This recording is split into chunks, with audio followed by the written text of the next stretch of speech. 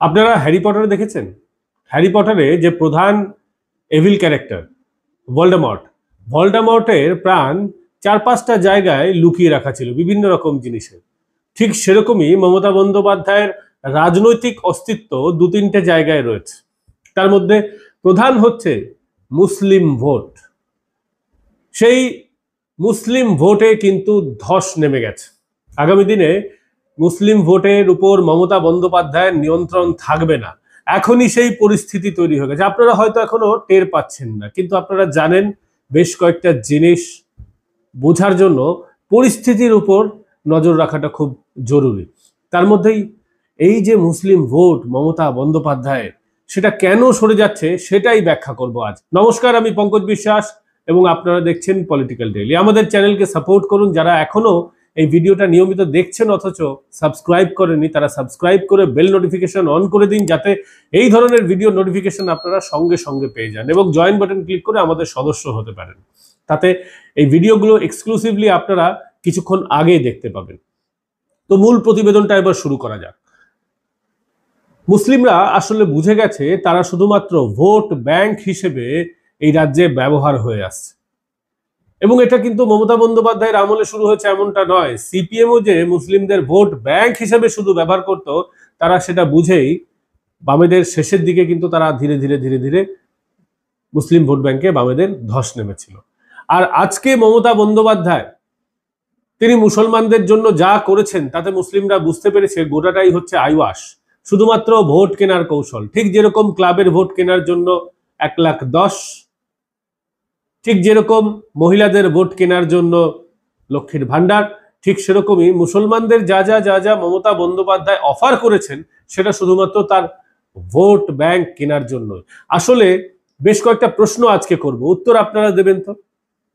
মমতা বন্দ্যোপাধ্যায়ের ক্যাবিনেটে কজন মুসলিম মন্ত্রী আছেন? মমতা বন্দ্যোপাধ্যায় যদি সত্যিই মুসলিমকে ভালোবাসেন, মুসলমানদের ভালোবাসেন, তাহলে বলুন তো মমতা বন্দ্যোপাধ্যায়ের ক্যাবিনেটে কতজন মুসলিম মন্ত্রী আছে?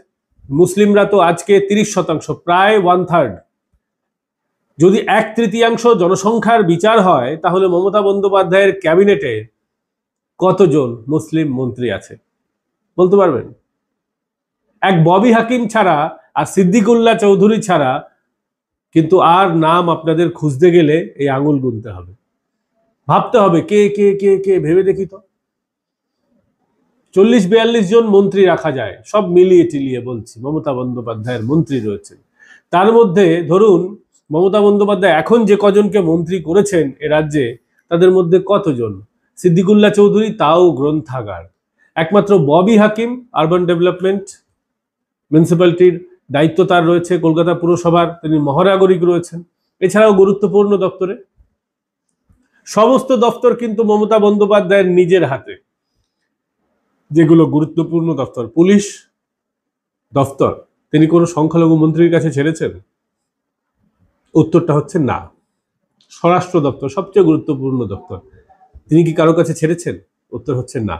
তিনি কাউকে বিশ্বাস করেন না, এই কথা নতুন নয়। মমতা বন্দ্যোপাধ্যায় রাজনীতির এটাই ঘরানা। কিন্তু সিদ্দিকুল্লাহ চৌধুরী, ববি হাকিম ছাড়া আর মন্ত্রী কোথায়? রাজ্যে যতগুলো গুরুত্বপূর্ণ দপ্তর আছে সেখানে বিকল্প মন্ত্রী হিসেবেও তো কাউকে হাফ প্যান্ট মন্ত্রী হিসেবেও রাখতে পারতেন। অন্তত আর 4-5টা মন্ত্রী যদি তিনি করতেন, তাহলে মুসলমানরা বিশ্বাস করত সত্যি মমতা বন্দ্যোপাধ্যায় যতটা মুখে বলেন ততটাই কাজেও করে দেখান। মমতা বন্দ্যোপাধ্যায় শুধুমাত্র দান খয়রাতির বেলায় আছেন, কিন্তু কাজের বেলায় কি তিনি আছেন? প্রশ্নটা আপনারাই করেছেন। আজকে ইমাম ভাতা দিয়েছেন, পুরোহিত ভাতাও তো দিয়েছেন, কিন্তু ইমাম মুয়াজ্জিনদের ভাতা দিয়ে মুসলিম সমাজের অগ্রগতির ক্ষেত্রে কতটা লাভ হয়েছে, এই প্রশ্নটা কি আজকে আমরা করব না?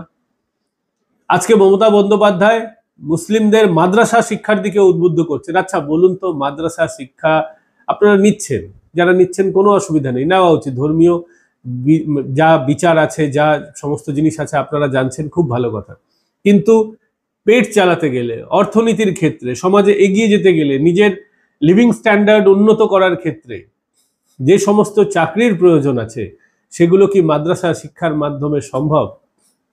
আজকে মেইন স্ট্রিম এডুকেশন থেকে মুসলিম সমাজকে দূরে করে দেওয়ার জন্য মাদ্রাসা শিক্ষার দিকে মুসলিম সমাজকে ঠেলে দিচ্ছেন মমতা বন্দ্যোপাধ্যায়। শিক্ষিত মুসলিমরাই এই প্রশ্ন করছেন। তারা বলছেন যে আজকে হিন্দুরা এগিয়ে যাচ্ছে কেন? মেইন স্ট্রিম শিক্ষার সঙ্গে তারা আছে, তারা ইংরেজি যে মাধ্যম শিক্ষা ব্যবস্থা তার মাধ্যমে শিক্ষিত হচ্ছে, সমস্ত জায়গায় যাচ্ছে, চাকরি বাকরি করছে, আর মুসলিমরা কোথায়? মাদ্রাসায় পড়ছে। কি হবে? মাদ্রাসায় পড়ে তো আপনি মৌলবী হবেন, ইমাম হবেন, মুয়াজ্জেম হবেন, কিন্তু এতে আপনার লিভিং স্ট্যান্ডার্ড কতটা উন্নত হবে? আজকের সমাজ ব্যবস্থায় আপনি তো পিছিয়ে পড়বেন এই শিক্ষা ব্যবস্থার মাধ্যমে। আরেকটা প্রশ্ন আমি করি, সেটা হচ্ছে এই যে মমতা বন্দ্যোপাধ্যায় যতগুলি সচিব নিয়োগ করেছেন, সেখানে মমতা বন্দ্যোপাধ্যায়ের যে বিভিন্ন দপ্তরে কতজন মুসলিম সচিব আছেন তাদের সংখ্যা কি 30%? কখনো ভেবে দেখেছেন? মমতা বন্দ্যোপাধ্যায় এত ভালোবাসেন মুসলিমদের, মুখ্য সচিব কোন মুসলিমকে করেছেন? হিন্দু মুসলিম এই বিভাজন করা উচিত নয়। প্রশাসন চালাতে গেলে যিনি যোগ্য হবেন তাকেই দায়িত্ব দেওয়া উচিত। এটা হচ্ছে আমার একান্ত ব্যক্তিগত মত। কিন্তু রাজনীতির জায়গায় অনেক কৌশল থাকে। মমতা বন্দ্যোপাধ্যায় এই যে মুসলিম ভোট ব্যাংকের কৌশলটা নিয়েছেন, মুসলিমদের ভালোবাসেন এ কথা দেখাচ্ছেন, তাহলে কোনো সচিব, আমার প্রশ্ন হচ্ছে এ রাজ্যে এমন ব্যবস্থা কেন গড়ে ওঠেনি যেখানে একজন মুসলিম সচিব তৈরি হয়নি? মুসলিম সচিব তৈরি হোক, হিন্দু সচিব তৈরি হোক, এই বিভাজন, আমরা আবারও বলছি আমরা এই বিভাজন করছি না, কিন্তু মমতা বন্দ্যোপাধ্যায় যদি বলেন যে তিনি মুসলিমদের ভালোবাসেন, তাহলে তার সচিব কেন হয়নি? বিভিন্ন দপ্তরে যদি হিসাব করে দেখেন কতজন উঁচু র্যাঙ্কে, WBCS ক্যাডার হোক, IPS ক্যাডার হোক, তখন মুসলিম, এই পশ্চিমবঙ্গে মুসলিমদের পার্সেন্টেজ কত? মমতা বন্দ্যোপাধ্যায় এই 1/3 জনসংখ্যাকে মেইন স্ট্রিম জনসংখ্যার সমান করে তুলতে চাইছেন। খুব ভালো উদ্যোগ মমতা বন্দ্যোপাধ্যায়ের দিক থেকে বলছি, কিন্তু তিনি কি করতে পেরেছেন? এখানেও তো তিনি তাহলে ব্যর্থ। তিনি যদি এত রিজার্ভেশন দিয়ে থাকেন, তাহলে এই রিজার্ভেশনের সুফলটা কোথা থেকে এলো? শুধুমাত্র নিচু তলার চাকরিতে তিনি ভরে দিচ্ছেন মুসলিমদের। ওবিসি এ ক্যাটাগরি বানিয়ে, ওবিসির ক্যাটাগরি এ বি বিভিন্ন রকম ক্যাটাগরি করে রিজার্ভেশন করে, সেখানে হিন্দুদের যে ওবিসি রিজার্ভেশন আছে সেখানেও মুসলিমদের ঢুকিয়ে দিয়ে বিভিন্ন রকম কলকবজা করা হচ্ছে, কিন্তু সমস্তটাই আইওয়াশ। নিচুতলার চাকরিগুলো মুসলিমরা পাচ্ছে, উঁচুতলার চাকরিগুলো মুসলিমরা পাচ্ছে? প্রশ্নটা করবেন না? তাহলে বোকা কে হচ্ছে? বোকা তো বানাচ্ছেন রাজ্যের মুখ্যমন্ত্রী মমতা বন্দ্যোপাধ্যায়, এমনটাই বারংবার বলে এসেছেন শিক্ষিত মুসলিমদের একাংশ। আজকে দেখুন কাজী মাসুম আক্তার, আজকে আলী আক্তার, তারা বিজেপির দিকে কিন্তু ঝুঁকছেন। যারা শিক্ষিত সমাজ, শিক্ষিত সম্প্রদায়, তারা কিন্তু বিজেপির দিকে কেন ঝুঁকছেন? কারণটা জানেন? শিক্ষিত মুসলিমরা বুঝে গেছে রাজনীতিতে এই যে নেতারা যা মঞ্চের উপর থেকে বলেন, গোটাটাই হচ্ছে রাজনীতির অঙ্গ। তার জন্য শিক্ষিত মুসলিমরা বুঝতে পেরেছে যে এখন যদি নিজেদেরকে ঠিকঠাক রাখতে হয়, সমাজে মুসলমানদেরকেও যদি তাল মিলিয়ে চলতে হয়, তাহলে বিজেপির সঙ্গে থাকা প্রয়োজন। তার কারণ হচ্ছে বিজেপি যতই গরম গরম বিজেপির অনেক নেতারা কথা বলুন না কেন, সমস্ত সুযোগ সুবিধার ক্ষেত্রে কিন্তু বিজেপি কখনো হিন্দু মুসলমান করে না। যখন সরকারি প্রকল্পের বিষয়টি আসে তখন আলাদা কোনো বিষয় নেই। ফলে যদি সুস্থভাবে থাকতে হয়, ভারতবর্ষে যদি বাঁচতে হয়, সমাজে নিজেদেরকে যদি প্রতিষ্ঠিত করতে হয়, এগিয়ে যেতে হয়, তাহলে বিজেপির সঙ্গে থাকাটা কিন্তু জরুরি আছে। আগামী দিনে বিজেপি যে ক্ষমতায় আসছে সেটা কিন্তু মুসলিমরাও বুঝতে পেরে গেছে, এবং ঠিক সেই কারণেই তারা কিন্তু বিজেপির সঙ্গ নেওয়া শুরু করে দিয়েছে। আপনারা দেখবেন এই যে উদাহরণগুলো দিলাম, আলী আক্তার, কাজী মাসুম আক্তার, কাজী মাসুম এখনো বিজেপিতে সেভাবে আসেননি, কিন্তু বিভিন্ন মঞ্চে তিনি যাচ্ছেন। আরেকজনের নাম নেব আলী আফজল চাঁদ, হাইকোর্টের একজন বিশিষ্ট আইনজীবী। তিনিও যেভাবে মমতা বন্দ্যোপাধ্যায়ের বিরুদ্ধে সুর চড়াচ্ছেন এবং বিজেপিকে যেভাবে সাপোর্ট দিচ্ছেন, তাতে বোঝা যায় যে মুসলিম সমাজের, শিক্ষিত সমাজের একটা অংশ বিজেপির পক্ষে কিন্তু আসছে। এমনকি ইউটিউবারদের মধ্যেও দেখবেন অনেকে যারা মুসলিম সমাজের রয়েছেন, তারাও কিন্তু বিজেপির বিরুদ্ধে অতটা বিদ্বেষ পোষণ করেন না। ফলে বোঝা যাচ্ছে যারা শিক্ষিত তারা কিন্তু এই মমতা বন্দ্যোপাধ্যায়ের রাজনীতিটা ধরে ফেলেছে। তারা বুঝতে পেরেছে মমতা বন্দ্যোপাধ্যায় শুধুমাত্র মাদ্রাসায় পয়সা দিয়ে ইমাম মুয়াজ্জিমদের পয়সা দিয়ে বোকা বানাচ্ছেন। বেশ কয়েকজন শিক্ষিত বিজেপির মুসলিম নেতাদের সঙ্গে আমার কথা হচ্ছিল, তারা বলছিলেন এই যে মমতা বন্দ্যোপাধ্যায় রোজা রাখেন বলেন, কিন্তু তার কোনো ভিডিও প্রকাশ হয়, তিনি আদৌ রাখেন কি রাখেন না সেটা নিয়ে সন্দেহ আছে, এবং গোটাটাই তিনি রাজনীতির জন্য করেন। তিনি যদি রোজা রেখেছেন বলেছেন এবং তার একটু পরে যদি খেয়ে নেন, কে দেখতে যাবে, কে প্রশ্ন করবে? এবং তিনি যেভাবে খেয়ে দে যান ঈদে, ওই ইফতার পার্টি হয় ঈদের আগে, সেই ইফতার পার্টিতে খেয়ে দিয়ে ঢেকুর তুলতে যান, এমনটা বিভিন্ন বিজেপি নেতারা আমাদেরকে বলেছেন। আপনাদের বিভিন্ন ক্লিপিং আমরা দেখতে পাবেন, কাসেম আলী থেকে শুরু করে অনেকে এই বিষয়ে মন্তব্য করেছেন। স্বাভাবিকভাবেই মমতা বন্দ্যোপাধ্যায়ের এই যে মুসলিম সমাজকে ভালোবাসার যে একটা আইওয়াস, সেটা কিন্তু মুসলিম সমাজ ধরে ফেলেছে, আর যার জন্যই তারা দেখবেন মমতা বন্দ্যোপাধ্যায়ের মুসলিম ভোট ব্যাংক কিন্তু ধীরে ধীরে কমছে। আর এমতাবস্থায় মুসলমানরা যখন বুঝতে পেরেছে তারা শুধুমাত্র রাজনীতির হাতিয়ার হচ্ছে এই রাজ্যে, তারা কিন্তু একটা মুসলিম রাজনৈতিক দলের দিকে ঝোঁকার চেষ্টা করছে। আর এতেই মমতা বন্দ্যোপাধ্যায়ের আশঙ্কা তৈরি হচ্ছে যে এই যে যদি একটা মুসলিম রাজনৈতিক দল, ইসলামিক রাজনৈতিক দল তৈরি হয়, এই ধরনের ফান্ডামেন্টালিস্টিক রাজনীতি রাজ্যের জন্য কতটা ভালো কতটা খারাপ এটা নিয়ে কিন্তু প্রশ্ন থাকতেই পারে। কিন্তু এটা বাস্তব যে মুসলমানরা বুঝতে পেরেছে তাদেরও একটি রাজনৈতিক দল প্রয়োজন আছে, যার জন্য তারা দেখবেন আইএসএফ এর দিকে, দক্ষিণবঙ্গে যেমন তারা আইএসএফ এর দিকে ঝুঁকছে, উত্তরবঙ্গের ক্ষেত্রে তারা কিন্তু, আমি মালদা, মুর্শিদাবাদ, দিনাজপুরের কথা বলছি, সেখানে কিন্তু ওখানে যদি আপনারা যান দেখবেন মিম কিন্তু ধীরে ধীরে নিজের গড় মজবুত করছে, শক্তিশালী হচ্ছে। এখনই তৃণমূল কংগ্রেসকে পরাস্ত করে একচেটিয়াভাবে মালদা মুর্শিদাবাদে মিম ক্ষমতায় চলে আসবে এ কথা আমরা বলছি না, কিন্তু সেখানকার তৃণমূলও যারা করছেন তারাও তলায় তলায় মিমকে সমর্থন করছেন, এবং মিম যারা করছেন তারা তো করছেনই। আসাদুদ্দিন ওয়াইসির দলের কথা বলছি। মালদা, মুর্শিদাবাদ, উত্তর দিনাজপুর এবং উত্তরবঙ্গের বিভিন্ন মুসলিম অঞ্চলে মিম শক্তিশালী হচ্ছে, এমনকি কলকাতার আশেপাশেও মিম ধীরে ধীরে শক্তিশালী হচ্ছে। তার কারণ মুসলিম সমাজের একটা বড় অংশ মনে করছে যে তাদের নিজের রাজনৈতিক দলের প্রয়োজন আছে। মুসলমানদের ভালো করার কথা বলে যারা বোকা বানাচ্ছে সেই দল ছেড়ে তারা নিজেদের একটি রাজনৈতিক দলের দিকে তারা ঝুঁকতে চাইছে। এবং দক্ষিণবঙ্গে আমরা যদি দেখি, উত্তর 24 পরগনা, দক্ষিণ 24 পরগনা, ভাঙড়ের যে অঞ্চলগুলো রয়েছে, আমাদের আমডাঙ্গার উত্তর 24 পরগনার যে অঞ্চল, এখানে কিন্তু আইএসএফ শক্তিশালী হচ্ছে, এমনকি বসিরহাটেও আইএসএফ শক্তিশালী হচ্ছে। দক্ষিণ 24 পরগনা, উত্তর 24 পরগনা, হাওড়া, হুগলির বিভিন্ন অঞ্চলে, এই দক্ষিণবঙ্গের বিভিন্ন মুসলিম অঞ্চলে কিন্তু আইএসএফ শক্তিশালী হচ্ছে। আর এতে কিন্তু মমতা বন্দ্যোপাধ্যায়ের আশঙ্কার কারণ আছে। কারণটা হচ্ছে এটাই, ওই যে বললাম হগওয়ার্টসের যে ক্যারেক্টার ছিল, হ্যারি পটারের যে ক্যারেক্টার ছিল ভলডেমর্ট, এভিল ক্যারেক্টার, ভলডেমর্টের প্রাণ যেমন অনেক জায়গায় লুকোনো ছিল, মমতা বন্দ্যোপাধ্যায়ের প্রাণের একটা বড় অংশ, রাজনৈতিক অস্তিত্বের কথা বলছি, রাজনৈতিক অস্তিত্বের একটা বড় অংশ এই মুসলিম ভোটে লুকিয়ে আছে। আর এই মুসলিম ভোটে যদি ধস নামে তাহলে কিন্তু খেল খতম। মমতা বন্দ্যোপাধ্যায় একচেটিয়া যেরকম 30% ভোটটা নিয়ে নেন, সেই 1%, এক লক্ষে যে 30% ভোট, এটা যদি গেল তাহলে মমতা বন্দ্যোপাধ্যায়ের ভোট ব্যাংকে ধস নেমে যাবে। একেবারে মমতা বন্দ্যোপাধ্যায়ের খেল খতম, রাজনৈতিক অস্তিত্ব সমাপ্ত, আর কোনোদিন তৃণমূল কংগ্রেস এ রাজ্যে ক্ষমতায় আসতে পারবে না।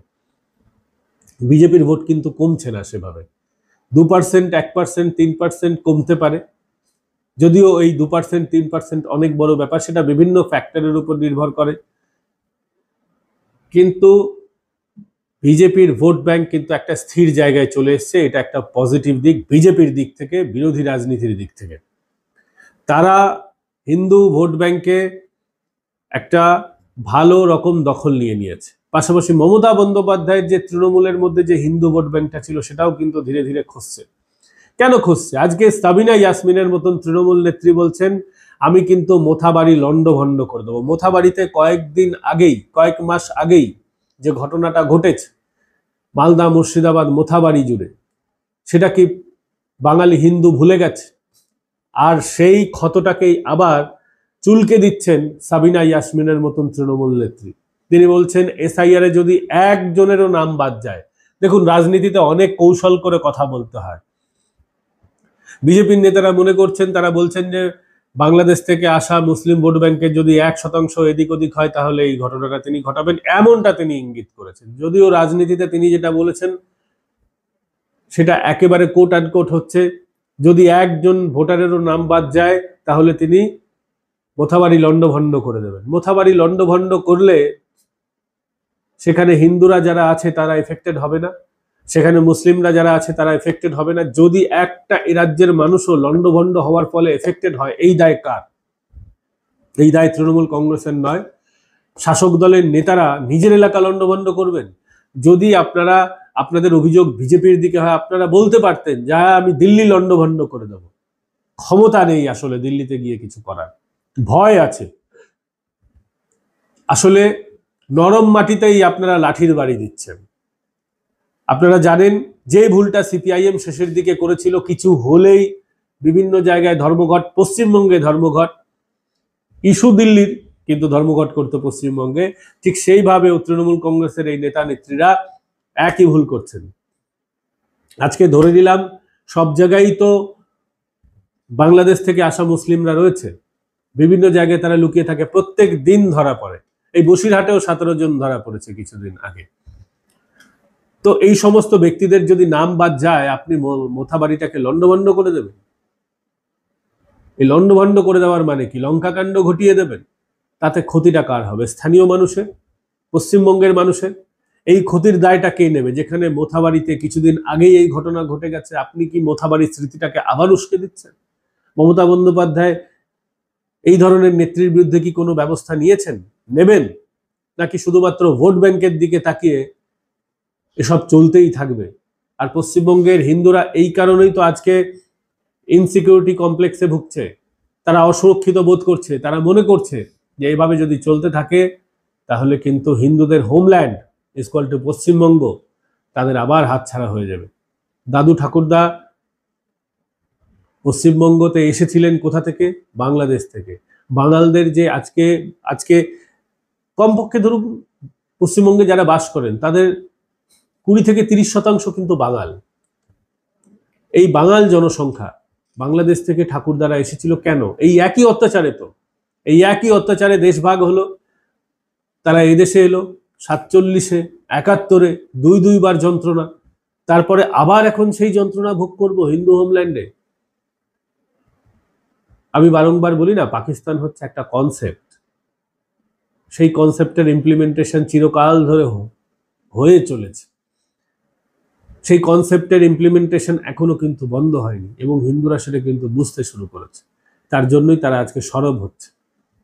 আজকে বিজেপি কেন্দ্রে ক্ষমতায় আছে তাই এ কথাগুলো বলা যাচ্ছে, না হলে শুধুমাত্র রাজ্য সরকারের রোষানলে পড়তে হতো এমনটা তো নয়। কেন্দ্র সরকারের যদি আজকে কংগ্রেস থাকতো তাদেরও রোষানলে পড়তে হতো। আজকে 5 বছর আগে হিন্দুদের কথা সোশ্যাল মিডিয়ায় বলার বিষয়টা আমরা কি ভাবতে পারতাম? মনে এত আতঙ্ক ছিল, আজও আতঙ্ক আছে, কিন্তু শুধুমাত্র রাজ্য সরকারের। অন্তত কেন্দ্র সরকারের পক্ষ থেকে হিন্দুদের বিষয়ে কথা বললে অ্যাকশন হবে, এ কথা আমরা বিশ্বাস করি না। ফলে আমরা বলতে পারছি, ভয় থাকলেও বলতে পারছি। এই ভয়ের পরিবেশটা কখন শেষ হবে? যখন এ রাজ্য থেকে আপদ সরকার বিদায় নেবে এবং এমন একটা সরকার আসবে যারা আমাদের কথা ভাববে, যারা সকলের কথা ভাববে, দলমত নির্বিশেষে উন্নয়নের কথা ভাববে। এবং সেই কারণেই মানুষ কিন্তু বুঝতে শুরু করেছে কি ঠিক কি বেঠিক। আজকে এখানেই শেষ করছি বন্ধুরা। আমাদের সঙ্গে থাকার জন্য ধন্যবাদ। শরীরটা ভালো নেই, তবু আপনাদের কাছে আসতেই হচ্ছে, কারণ আপনারা এত আমাদের ভালোবাসেন যে আপনাদের সামনে না এসে আমি পারি না। সঙ্গে থাকুন, দেখতে থাকুন পলিটিক্যাল ডেইলি। আজকে বেশি কথা বললাম না, তবে যারা আমাদের অর্থনৈতিকভাবে সহযোগিতা করতে চান, কিউআর কোড রয়েছে, আপনারা আমাদের হেল্প করতে পারেন। ভালো থাকবেন, সুস্থ থাকবেন। জয়েন বাটন ক্লিক করে আমাদের মেম্বার হতে পারেন। সাবস্ক্রাইব বাটন ক্লিক করে দিন এবং বেল নোটিফিকেশন অন করে দিন, যাতে ভিডিও নোটিফিকেশন সঙ্গে সঙ্গে পেয়ে যান এবং এই ধরনের ইন্টারেস্টিং ভিডিও আপনাদের সঙ্গে আমরা নিয়মিত আনি। ভালো থাকবেন, সুস্থ থাকবেন। শরীরটা ভালো নেই, সুস্থ হয়ে আবার দেখা হবে আপনাদের সঙ্গে।